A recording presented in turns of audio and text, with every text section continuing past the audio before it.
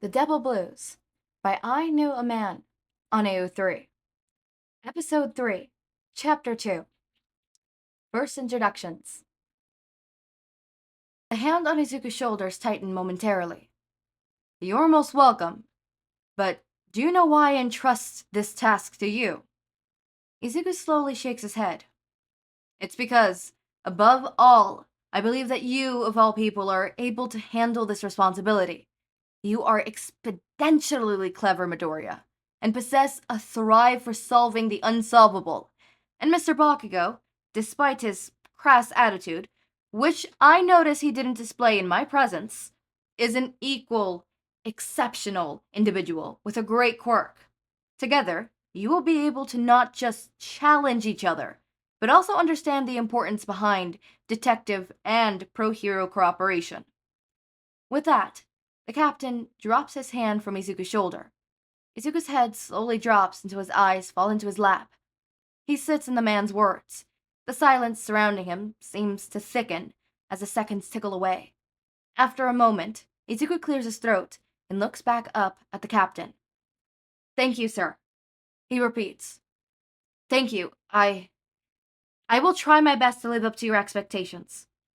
The captain's lips curl into a genuine smile. A soft one. It's one Izuku has been privy to many times throughout his childhood, and one that never fails to fill him with confidence. I will trust you. Izuku shoots the man a shaky smile, and receives a booming laugh in return. What's with that face? Have more confidence in yourself. I will, Izuku affirms, nodding furiously. Good. The man grins. Now get back out into that station and show Mr. Bakugo exactly how we do things in the 78th precinct. Yes, sir! Izuku huffs out with pride. He's quick to jump out of his seat and head for the door, but not before directing a grateful smile at the captain.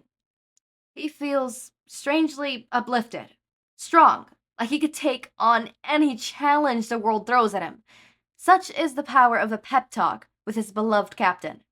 Izuku steps out onto the station and immediately spots Bakugo sat by his desk, feet propped up and absently playing with the rubber band ball he had received from Todoroki. With purposeful stride, Izuku approaches the man. He could do this. He could handle one bratty pro-hero, no problem. By the power of Captain Toshinori, he can. Izuku comes to a sudden halt before Bakugo and throws a finger at him. You? Me? The blonde repeats dryly. Izuku narrows his eyes.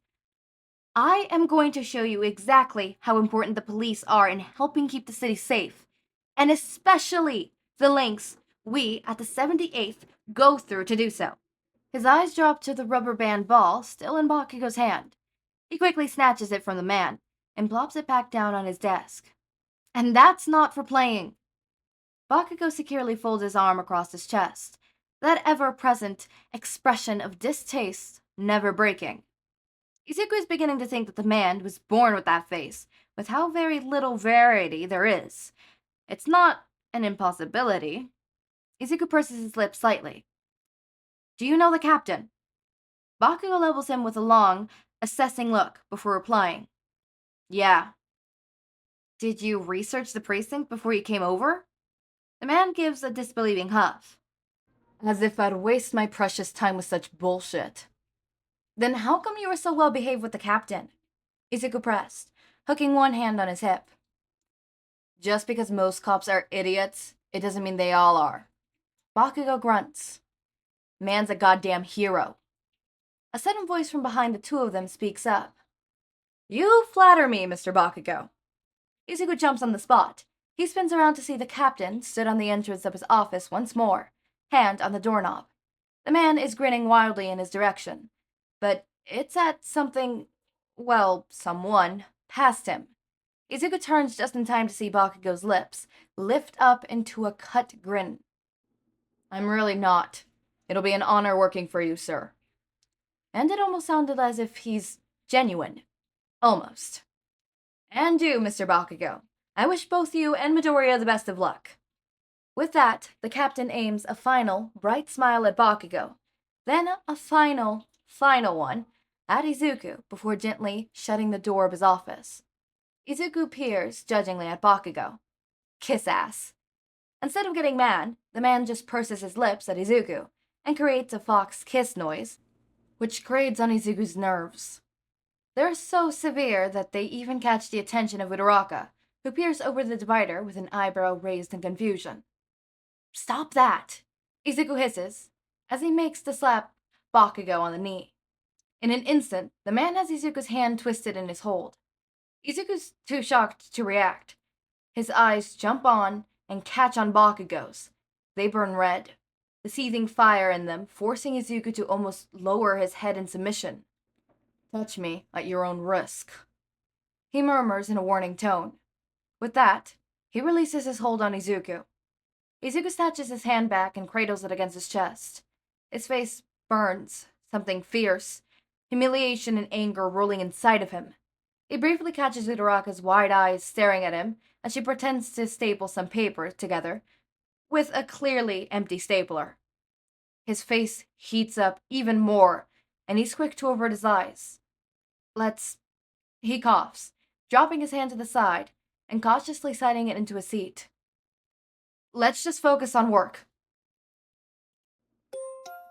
Hello. Yes, hello. I'm recording this on the 4th of July. This is fun. This is nice. I may or may not have been postponing this because I've been listening to a certain Epic the Musical songs. Fan of mine, if you know Epic the Musical. Hi, hello, love you.